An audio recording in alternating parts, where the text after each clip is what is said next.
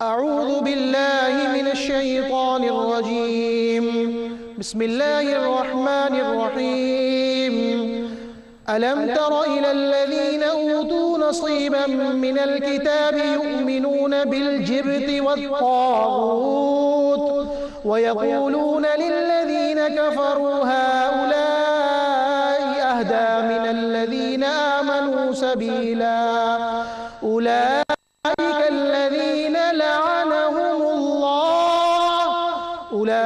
الذين لعنهم الله ومن يلعن الله فلن تجد له نصيرا. أم لهم نصيب من الملك فإذا لا يؤتون الناس نقيرا.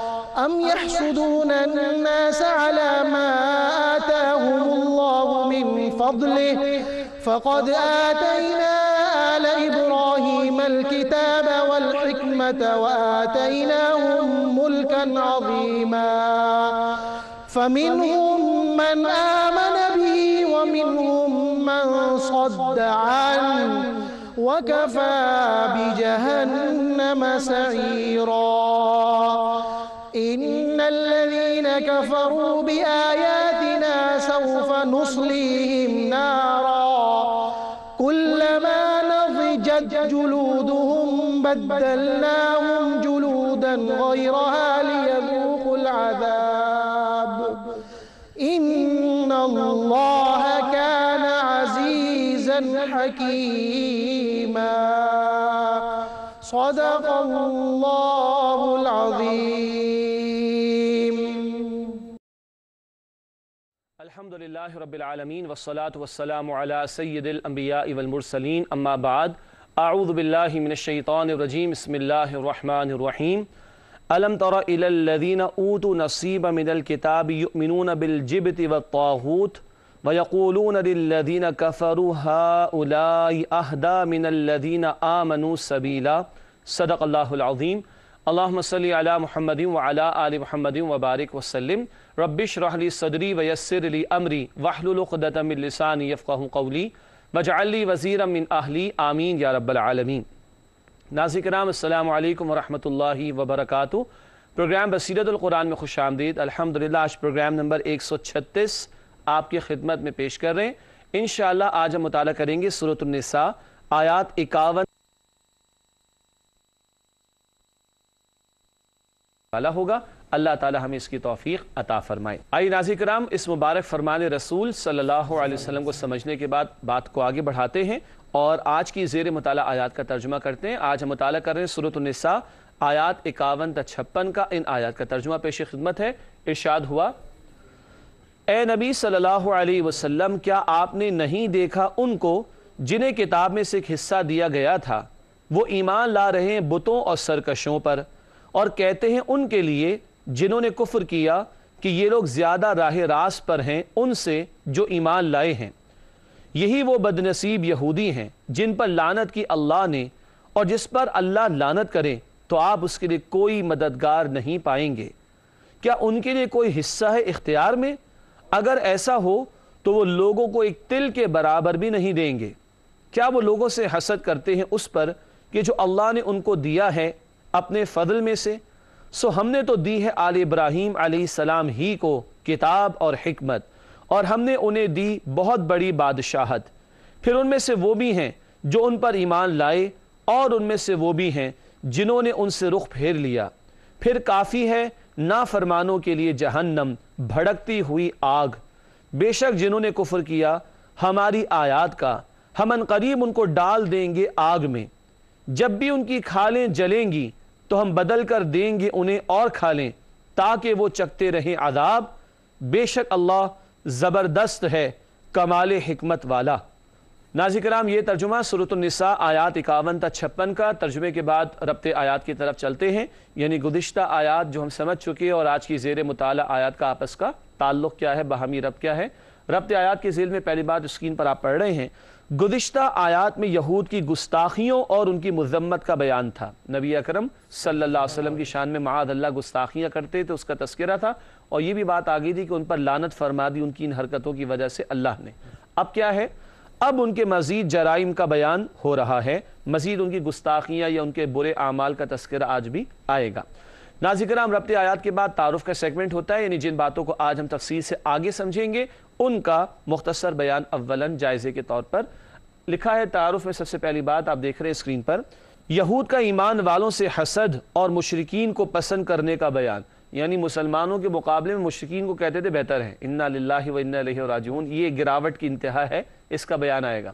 اگلی بات دیکھیے تعارف کے ذیل میں، اللہ تعالیٰ کی بادشاہت میں کوئی حصے دار نہیں، اللہ جس کو جو چاہے عطا فرمائے، نبوت کس کو عطا فرمائے یہ بھی کس کا فیصلہ ہوتا ہے؟ اللہ کا۔ آخری بات تعارف کے ذیل میں لکھی ہے، اللہ تعالیٰ کی آیتوں کو نہ ماننے والوں کے لیے وعید یعنی عذاب کی دھمکی۔ ناظرین کرام، تعارف کے بعد آیات کا تجزیہ، ہر آیت میں کیا عنوان ہوتا ہے جس پر گفتگو ہوگی انشاءاللہ تعالیٰ، آئیے اس کا مطالعہ کریں۔ سورۃ النساء آیات 51 تا 56 کا تجزیہ، 6 آیتیں آج ہم سمجھ رہے ہیں، ہر آیت میں کیا عنوان یا موضوع ہے، آئیے اس کو سمجھتے ہیں مختصراً۔ پہلی آیت، آیت نمبر 51۔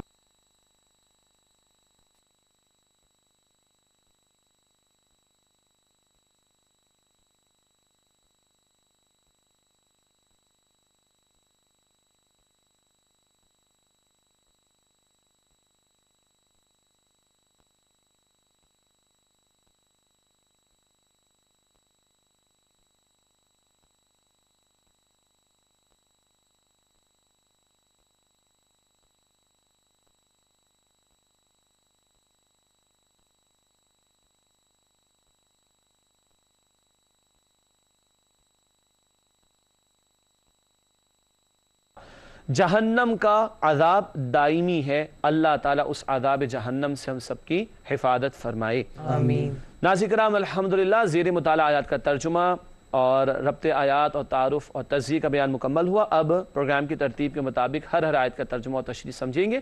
سب سے پہلے سورۃ النساء آیت نمبر 51 رب العالمین کی طرف سے ارشاد ہوا، الم تر الی الذین اوتوا نصیبا من الکتاب یؤمنون بالجبت والطاغوت وَيَقُولُونَ لِلَّذِينَ كَفَرُوا هَؤُلَاءِ أَهْدَىٰ مِنَ الَّذِينَ آمَنُوا سَبِيلًا۔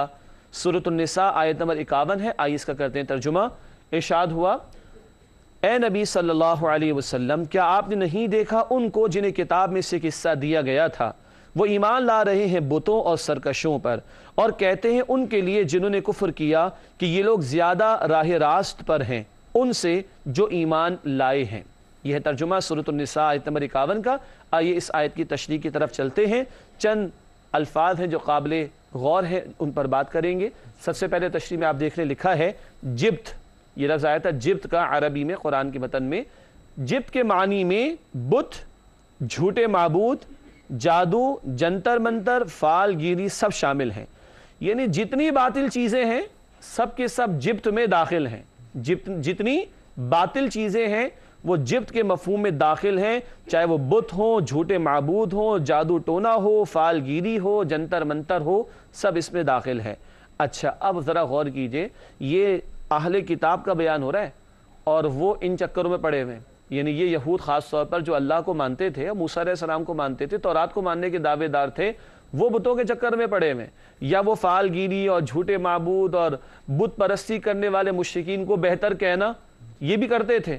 تو اس کا حاصل کیا ہوا کہ بت پرستی کرنے والے مشرکین کے بتوں کو بہتر کہہ رہے ہیں تو بتوں کو مان ہی تو رہے، یہ ساری گندگی باطل کی ان میں داخل ہو گئی تھی، کن میں؟ یہود میں۔ اور بنیادی وجہ کیا تھی؟ ان میں حسد پیدا ہوا، اور اس حسد کی وجہ سے نبی اکرم صلی اللہ علیہ وسلم کی رسالت کا نہ صرف کہ انکار کیا بلکہ دشمن بن گئے اہل ایمان کے، اور اس دشمنی میں اتنے آگے گئے کہ مشرکین کی گندی اور باطل باتوں حتیٰ کہ بتوں کو بھی صحیح سمجھ رہے ہیں۔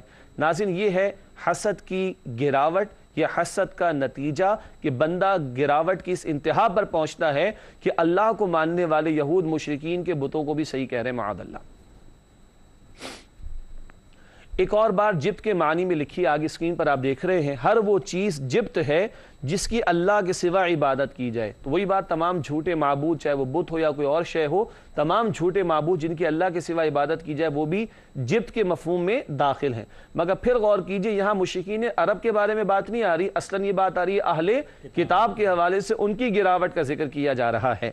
آگے لکھا ہے ایک اور لفظ کے حوالے سے جو کہ طاغوت کا لفظ ہے، اس حوالے سے آگے لکھا ہے، بہت قیمتی یہ جملہ ہے، توجہ کیجئے گا، ہر وہ چیز شخص، ادارہ، نظام، قوت وغیرہ طاغوت ہیں جو لوگوں کو راہ حق سے ہٹائے۔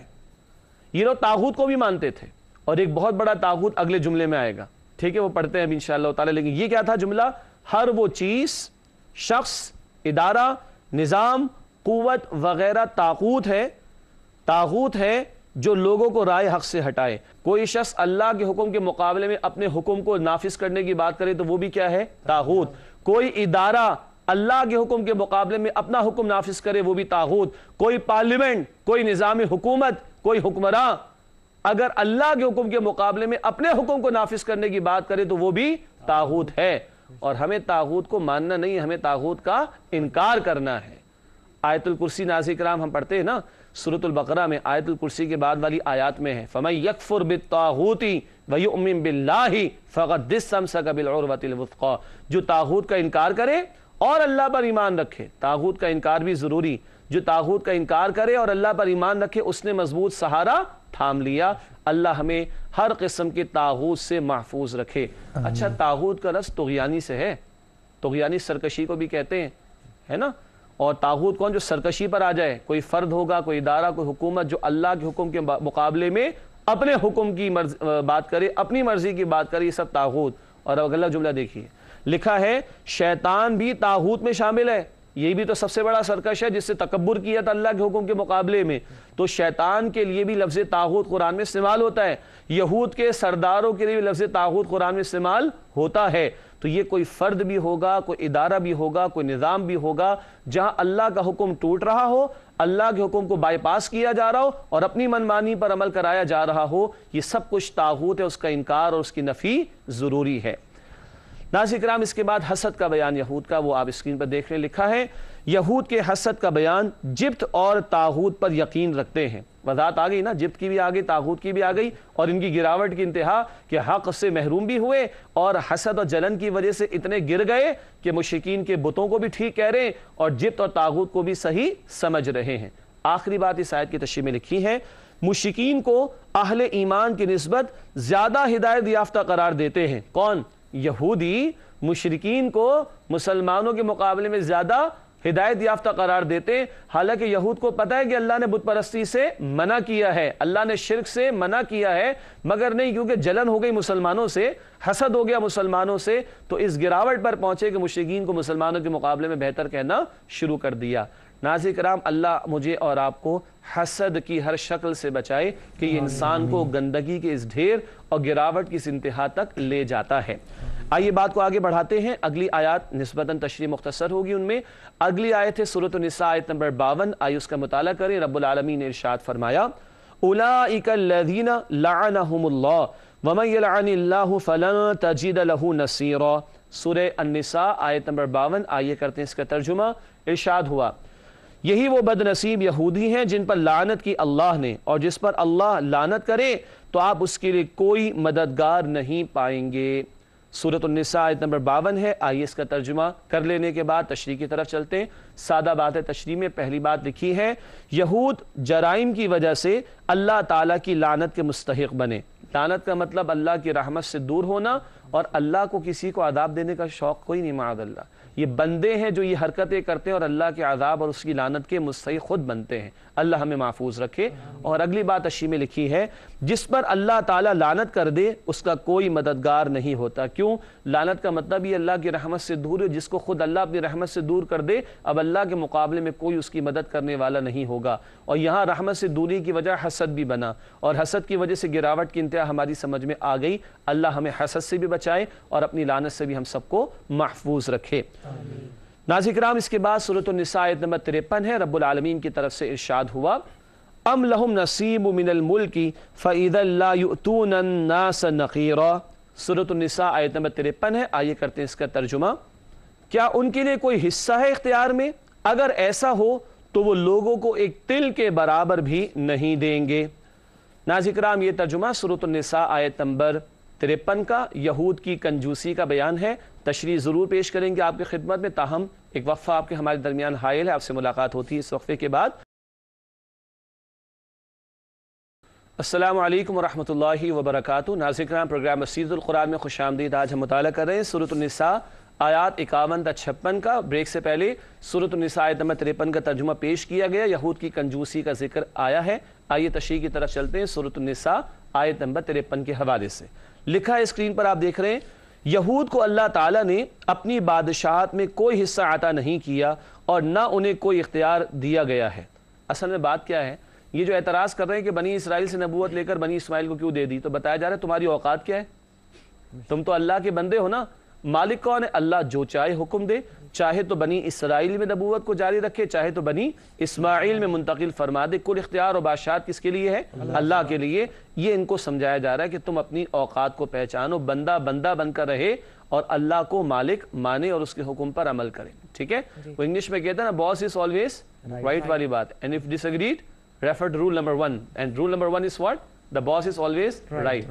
اللہ پوری کائنات کا خالق اور مالک ہے، اس کا یہ فیصلہ ہے، کسی کو کوئی چوں چرا کرنے کی اجازت نہیں ہے۔ اس کے بعد تشریح میں لکھا ہے ناظرین کرام، اسکرین پر آپ دیکھ رہے ہیں، یہود کی بخیلی کا حال یہ ہے کہ اگر ان کے پاس اختیار ہو تو دو باتیں ابھی آئیں گی۔ بخیلی کا مطلب ہوتا ہے کنجوسی، یعنی نبوت اور رسالت تو اللہ نے فیصلہ کرنا ہے نا، ان کو اگر کچھ اختیار مل بھی جائے تو یہ کتنے کنجوس ہیں۔ اب ذرا ذکر دیکھیے، دو باتیں لکھی۔ نمبر 1، تل برابر بھی کسی کو کچھ نہ دیں، اتنے یہ دنیا پرست اور مالی مفادات کے اندر ڈوبے ہوئے ہیں کہ ذرہ برابر بھی کسی کو دینے کو تیار نہیں ہے۔ اور دوسری بات لکھی ہے، اتنے تنگ نظر ہیں کہ حق بات کا اعتراف کرنا ان کے لیے محال ہے۔ حالانکہ ہم البقرہ میں تفصیل سے پڑھ چکے، قرآن کہتا ہے یعرفونہ کما یعرفون ابناءہم، یہ یہود اور خاص طور پر ان کے علماء نبی اکرم صلی اللہ علیہ وسلم کو ایسے پہچانتے جیسے اپنے بیٹوں کو پہچانتے، مگر وہی حسد کے مارے حق قبول نہیں کر رہے۔ یہاں بھی لکھا ہے ان کی کنجوسی اور بخیلی کا معاملہ، اتنے تنگ نظر ہیں کہ حق بات کا اعتراف کرنا ان کے لیے محال ہے۔ ناظرین کرام، اس کے بعد سورۃ النساء آیت نمبر 54 ہے، آئیے اس کا مطالعہ شروع کریں۔ ارشاد ہوا، ام یحسدون الناس علی ما آتاہم اللہ من فضل فقد آتینا آل ابراہیم الکتاب والحکمت وآتیناہم ملکا عظیما۔ سورۃ النساء آیت نمبر 54 ہے، آئیے اس کا کرتے ہیں ترجمہ۔ ارشاد ہوا، کیا وہ لوگوں سے حسد کرتے ہیں اس پر کہ جو اللہ نے ان کو دیا ہے اپنے فضل میں سے، سو ہم نے تو دی ہے آل ابراہیم علیہ السلام ہی کو کتاب اور حکمت، اور ہم نے انہیں دی بہت بڑی بادشاہت۔ ناظرین کرام، ترجمہ ہوا سورۃ النساء آیت نمبر 54 کا۔ آئیے بات کو آگے بڑھاتے ہیں، اس آیت کی تشریح کی طرف چلتے ہیں۔ سب سے پہلی بات تشریح میں لکھی گئی ہے، لوگوں سے مراد مسلمان ہیں جنہیں عروج حاصل ہو رہا تھا۔ لوگوں سے حسد کرتے تو لوگوں سے مراد کون؟ مسلمان۔ اور یہود مسلمانوں کو نبوت ملنے پر اور ان کو عروج ملنے پر، فتوحات بھی ملیں گی، اب کیا ہو رہے؟ جلن کا شکار ہو رہے، حسد کا شکار ہو رہے، اس کا ذکر آ رہا ہے۔ اگلی بات لکھی ہے، یہود کے حسد کی وجہ رسول اللہ صلی اللہ علیہ وسلم کا بنی اسماعیل میں مبعوث کیا جانا۔ آپ کو بنی اسماعیل میں سے چنا گیا آخری رسول کی حیثیت میں، اس میں یہود کو جو کہ بنی اسرائیل میں سے حسد ہو گیا، تفصیل آ چکی ہے۔ اب اللہ تعالیٰ نے اس کا جواب دیا، وہ کیا ہے؟ پہلے تشریح میں اگلا نقطہ پڑھ لیجئے، لکھا ہے آل ابراہیم سے مراد سیدنا ابراہیم علیہ السلام سے لے کر رسول اللہ صلی اللہ علیہ وسلم تمام پیغمبر ہیں۔ کیا مطلب؟ حضرت ابراہیم علیہ السلام کے بعد نبوت انہی کی نسل میں جاری رہی، ہم پڑھ چکے۔ ناظرین کرام، آپ کو یاد ہوگا سورۃ البقرہ میں بہت مرتبہ تفصیل آئی ہے، ابراہیم علیہ السلام کے بیٹے اسحاق علیہ السلام، اسحاق علیہ السلام کے بیٹے یعقوب علیہ السلام، یعقوب علیہ السلام کے کتنے بیٹے تھے؟ 12، بنی اسرائیل، اس سے پوری نسل چلی۔ اور ابراہیم علیہ السلام کے دوسرے بیٹے اسماعیل علیہ السلام، اور ان کے 2500 برس کے بعد نبی اکرم صلی اللہ علیہ وسلم۔ تو ان کو بتایا جا رہا ہے رہی تو نبوت آل ابراہیم میں ہی ہے نا، کہ پہلے اسحاق علیہ السلام کی نسل میں چلتا آیا سلسلہ، اب اسماعیل علیہ السلام کی نسل میں سلسلہ آ گیا نبوت کا، اور آخری رسول محمد کریم علیہ السلام تشریف لے آئے۔ مگر یہ سب کس کی اولادوں میں ہے؟ حضرت ابراہیم علیہ السلام کی۔ تو تم حسد کا شکار کیوں ہوتے ہو؟ یہ سمجھایا جا رہا ہے یہود کو، پھر بھی سمجھ کر نہ دیں تو ان کا اپنا نقصان ہے۔ اور ناظرین کرام، یہ ایک بات آئی تھی، بڑی بادشاہت عطا کی گئی، اس کو بھی سمجھ لیتے ہیں، پڑھ چکے ہیں ویسے ہم۔ ابراہیم علیہ السلام ہی کی نسل میں بنی اسرائیل ہے نا، اور بنی اسرائیل میں بادشاہتیں داؤد علیہ السلام کو ملی، سلیمان علیہ السلام کو ملی، جناب طالوت کو ملی، یہ بڑی بڑی بادشاہتیں بھی اسی بنی اسرائیل کے تسلسل میں ہے نا، اس لیے کہا گیا کہ ہم نے کتاب اور حکمت بھی عطا کی اور انہیں بڑی بادشاہت بھی عطا کی۔ اس کے بعد ناظرین کرام آیت نمبر 55 ہے سورۃ النساء کی، آئیے اس کا مطالعہ شروع کریں۔ ارشاد ہوا، فَمِنْهُمْ مَنْ آمَنَ بِهِ وَمِنْهُمْ مَنْ صَدَّ عَنْهُ وَكَفَى بِجَهَنَّمَ سَعِيرًا۔ سورۃ النساء آیت نمبر 55، آئیے کرتے ہیں اس کا ترجمہ۔ ارشاد ہوا، پھر ان میں سے وہ بھی ہیں جو ان پر ایمان لائے اور ان میں سے وہ بھی ہیں جنہوں نے ان سے رخ پھیر لیا، پھر کافی ہے نافرمانوں کے لیے جہنم بھڑکتی ہوئی آگ۔ اللہ تعالی ہم سب کو جہنم کی آگ سے محفوظ فرمائے۔ ناظرین کرام، ترجمہ ہوا سورہ نساء آیت نمبر 55 کا۔ آئیے اس کی تشریح میں دو باتیں سمجھتے ہیں۔ پہلی بات اسکرین پر آپ دیکھ رہے ہیں، لکھا ہے یہود میں سے بعض ایمان لائے اور بعض نے انکار کیا اور دوسروں کو روکتے رہے۔ یہود میں سے بعض ایمان لائے اور بعض نے انکار کیا اور دوسروں کو روکتے رہے، خود بھی روکے اور دوسروں کو بھی روکا، دو گناہ ملیں گے، خود برباد ہونے کا گناہ اور دوسروں کو روک کر ان کو بھی برباد کرنے کا گناہ۔ اللہ ہمیں محفوظ رکھے۔ آخری بات اس آیت کی تشریح میں لکھی ہے، ایسے لوگوں کے لیے جہنم کی بھڑکتی ہوئی آگ کافی ہے۔ بہت سخت بات ہے، اللہ ہمیں جہنم کے عذاب کا خوف بھی عطا فرمائے اور اس سے بچنے کی محنت کی توفیق دے، اور اللہ بھڑکتی آگ سے ہم سب کو محفوظ فرمائے، آمین۔ ناظرین کرام، اس کے بعد آج کی زیر مطالعہ آیات میں سے آخری آیت ہے سورۃ النساء آیت نمبر 56 اور عذاب کی کیفیت کے بیان پر قرآن حکیم کی سخت ترین آیات میں سے ہے۔ لوگ کہتے ہیں مولانا حضرات بڑے ڈراتے ہیں، مولوی بڑے ڈراتے ہیں۔ ایک طرف رکھ دیجئے مولوی حضرات کو، مولانا حضرات کو، اللہ کے کلام کو سنیے، اللہ کس طرح ڈراتا ہے، اور ڈراتا ہے آپ کی میری بھلائی کے لیے کہ خوف کریں، خوف رکھیں اور بچنے کی کوشش کریں۔ سورہ نساء آیت نمبر 56 رب العالمین کی طرف سے ارشاد ہوا، ان الذین کفروا بآیاتنا سوف نصلیہم نارا کلما نضجت جلودہم بدلناہم جلودا غیرہا لیذوقوا العذاب ان اللہ کان عزیزا حکیما۔ سورۃ النساء آیت نمبر 56 ہے۔ آئیے کرتے اس کا ترجمہ۔ ارشاد ہوا، بے شک جنہوں نے کفر کیا ہماری آیات کا، ہم ان قریب ان کو ڈال دیں گے آگ میں، جب بھی ان کی کھالیں جلیں گی تو ہم بدل کر دیں گے انہیں اور کھالیں تاکہ وہ چکھتے رہیں عذاب، بے شک اللہ زبردست ہے کمال حکمت والا۔ بار بار کھال دی جائے گی تاکہ بار بار جلنے کے عذاب کو بھگتے۔ استغفر اللہ۔ ناظرین کرام، اللہ ہم سب کو محفوظ رکھے۔ اس آیت کی تشریح مختصراً، پہلا نقطہ تشریح میں آپ دیکھ رہے ہیں اسکرین پر لکھا ہے، اس آیت میں جہنم کی سختی، تسلسل اور دوام کا بیان ہے۔ دوام ہمیشہ رہنا، اللہ ہمیں محفوظ رکھے۔ اور دوسری بات، اس آیت کی تشریح میں آپ اسکرین پر پڑھ سکتے ہیں، لکھا ہے اللہ تعالیٰ کی آیات کا انکار کرنے والوں کی جہنم میں کھالیں جل جانے کے بعد دوسری کھال پہنائی جائے گی اور یہ سزا ہمیشہ جاری رہے گی۔ بار بار کھال دی جائے گی، بار بار جلایا جائے گا، بار بار کھال دی جائے گی، بار بار جلایا جائے گا تاکہ مستقل وہ جلنے کے عذاب کو بھگتتے رہیں۔ اللہم اجرنا من النار، اے اللہ ہم سب کو آگ کے عذاب سے محفوظ فرما۔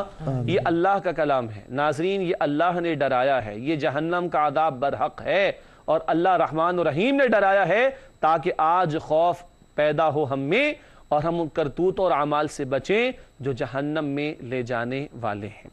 ناظرین کرام، الحمدللہ آج کی زیر مطالعہ آیات کا بیان کسی درجے میں مکمل ہوا۔ سورۃ النساء آیات 51 تا 56 کا مطالعہ کر رہے تھے۔ اب وقت ہے ہمارے نوجوان ساتھیوں کے لیے سوالات کے حوالے سے۔ آئیوں سے دریافت کرتے ہیں کہ وہ ہم سے کیا سوال پوچھنا چاہتے ہیں۔ جی، پہلا سوال سعد، آپ کا کیا ہے؟ سر، جیسا کہ قرآن مجید میں اللہ تعالیٰ نے طاغوت کا ذکر کیا، تو طاغوت کی کچھ اور وضاحت کر دیجئے، اور آج ہمیں کون کون سے طاغوت سے اجتناب کرنا چاہیے، بچنا چاہیے؟ طاغوت کی اور وضاحت کر دیجئے، آج کن کن طاغوتوں سے ہمیں بچنے کا اہتمام کرنا چاہیے۔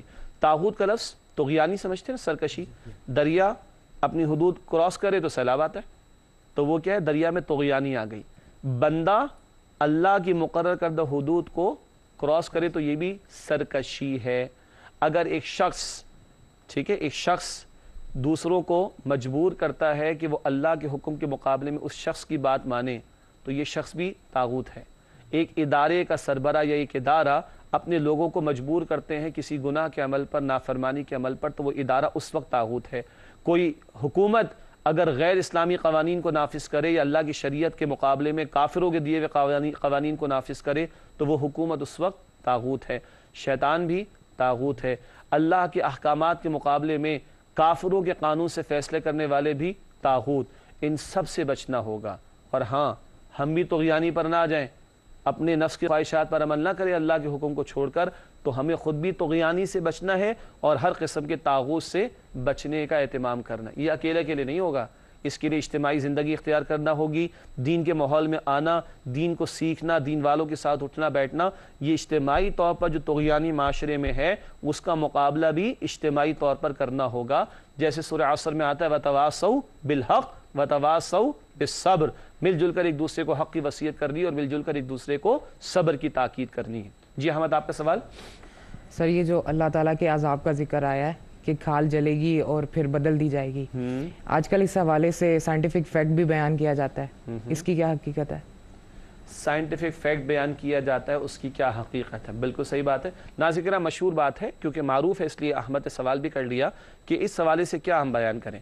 ये बात तो तय है कि बताया गया कि जो जिस्म में हमारे जिस्म में जो पेन रिसीटर्स होते हैं, दर्द को महसूस करने वाले खलियात या सेल्स, वो गोश्त में नहीं बल्कि खाल में होते हैं। और अल्लाह अपने हिफ्ज़-ओ-मान में रखे कि जब वो इंजेक्शन लगता है, ये हिफ्ज़-ओ-मान में रखे क्यों का ये आगे बताऊंगा इंशाअल्लाह। जब इंजेक्शन लगता है तो सुई जब खाल को टच करती है तो तकलीफ होती है, और जब वो खाल को पास करके गोश्त में दाखिल हो जाती है तो फिर तकलीफ नहीं रहती। इसी पे कहा गया कि वो जो दर्द को महसूस करने वाले सेल्स हैं वो खाल में है, ना कि गोश्त में। तो इस आयत के ज़ेल में साइंटिफिक फैक्ट को बयान किया गया। हम ये कहेंगे Quran it's not a book of science, it's a book of science. ये निशानियों की किताब है, ये हिदायत की किताब है, ये साइंस की किताब नहीं है। हाँ, कोई साइंटिफिक फैक्ट इस्टेब्लिश हो गया और समझने में कि समझने के लिए किसी ने कुछ बयान कर दिया तो ठीक है, मगर कुरान साइंस सिखाने नहीं आया, कुरान हिदायत देने आया। तो साइंटिफिक फैक्ट की बात एक हद तक तो ठीक है, मगर असलन इसको हिदायत के तौर पर लिया जाए, और वो दुनिया के इंजेक्शन का पेन नहीं है जिसका जिक्र यहाँ पर है।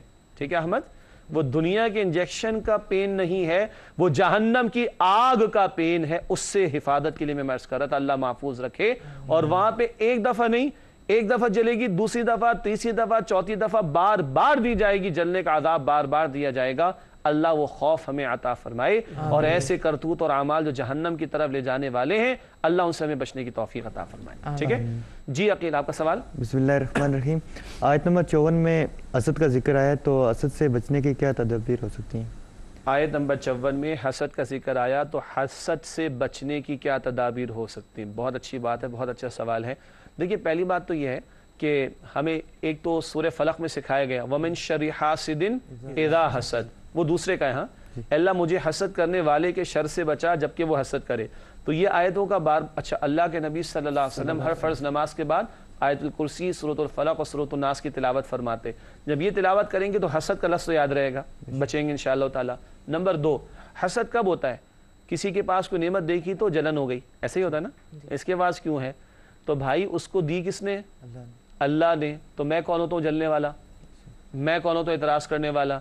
किसी का चेहरे का रंग माजरत के साथ ज़्यादा फेयर है तो उसको किसने दिया? अल्लाह ने दिया। किसी के पास दौलत ज़्यादा है, हलाल हराम की बहस बात की है, वो तो अल्लाह देख लेगा उसको। लेकिन किसी के पास कुछ है तो दिया किसने? अल्लाह ने। अल्लाह की मशीयत इम्तिहान के लिए दिया, आजमाइश के लिए दिया, अल्लाह का फैसला। हम कौन होते हैं एतराज़ करने वाले? तो नंबर 2 याद रखूं कि जब मैं किसी से हसद करता हूं तो मैं अल्लाह के मुकाबले में बहस कर रहा हूं कि अल्लाह तूने इसको क्यों दिया है।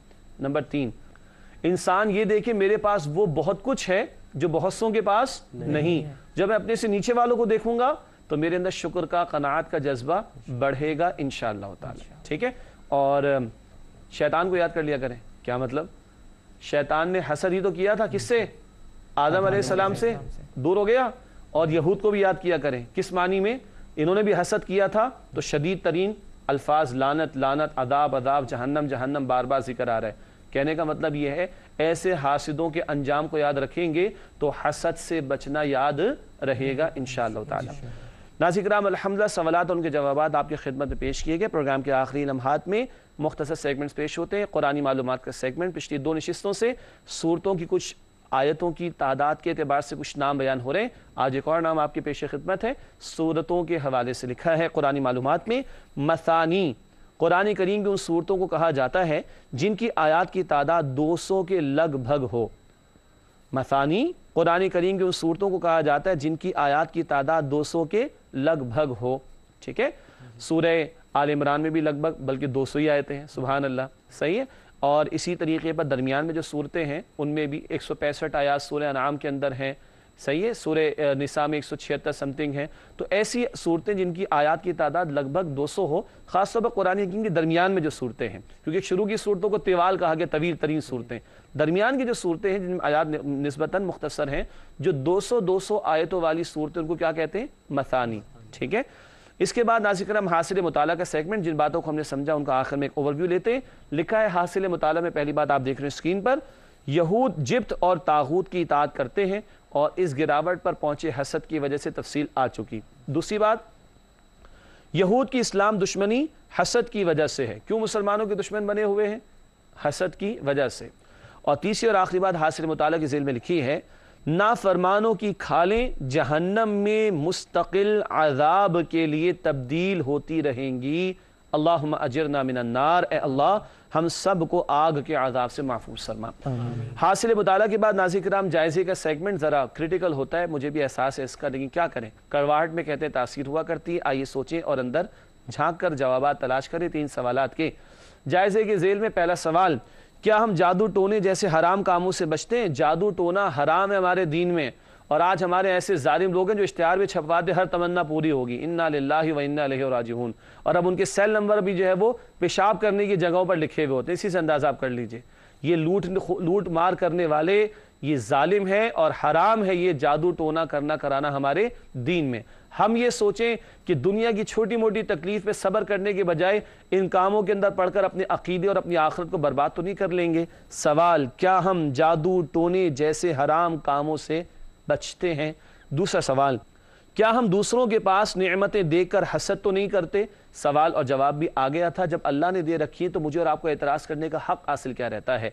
کیا آخر حق رہتا ہے کہ ہم اعتراض کریں اللہ کی نعمتوں کو جو اللہ نے کسی کو عطا کی اور ہم جلنا شروع کر دیں اس شخص سے؟ تیسرا اور آخری سوال، کیا ہمیں جہنم کا خوف رلاتا ہے؟ دنیا کی آگ سے بچنے کے لیے کتنی کوشش ہوتی ہے نا، فائر الارم بھی لگا رہے ہوتے ہیں اور وہ فائر فائٹنگ کے ایکوپمنٹس بھی لگا لیتے ہیں. جہنم کی آگ سے بچنے کے لیے کوئی خیال ہے؟ رونا آتا ہے کبھی؟ حدیث شریف میں آتا ہے سبحان اللہ، جب بندہ اللہ کے خوف سے روتا ہے اور اس کے جسم پر کپکپاہٹ طاری ہوتی ہے اور اس کی آنکھوں سے ایک آنسو کا قطرہ ٹپکتا ہے تو اس کے گناہ ایسے جھڑتے ہیں جیسے خزاں کے موسم میں پتے درختوں سے جھڑ جاتے ہوں. ہمیں رونا آتا ہے؟ غور کیجئے گا. آخری 2 باتیں، گزشتہ سوال کا جواب، دعائیہ کلمات پر مبنی مقامات آپ سے پوچھ رہے ہیں روزانہ. اے میرے رب مجھے صالحین میں سے اولاد عطا فرما، یہ بات اس آیت میں بیان کی گئی ہے. سورہ صافات کی ہنٹ دی گئی تھی، مشہور واقعہ ہے قربانی والا، حضرت ابراہیم اور حضرت اسماعیل علیہ السلام کا. وہاں ابراہیم علیہ السلام نے دعا کی تھی، درست جواب ہے سورہ صافات آیت نمبر 100. صافات آیت نمبر 100، رب حب لی من الصالحین. ابراہیم علیہ السلام نے دعا فرمائی تھی، اے میرے رب مجھے صالحین میں سے اولاد عطا فرما. صرف اولاد نہیں مانگنی چاہیے بلکہ صالحین میں سے اولاد، یعنی نیک اولاد مانگنی چاہیے.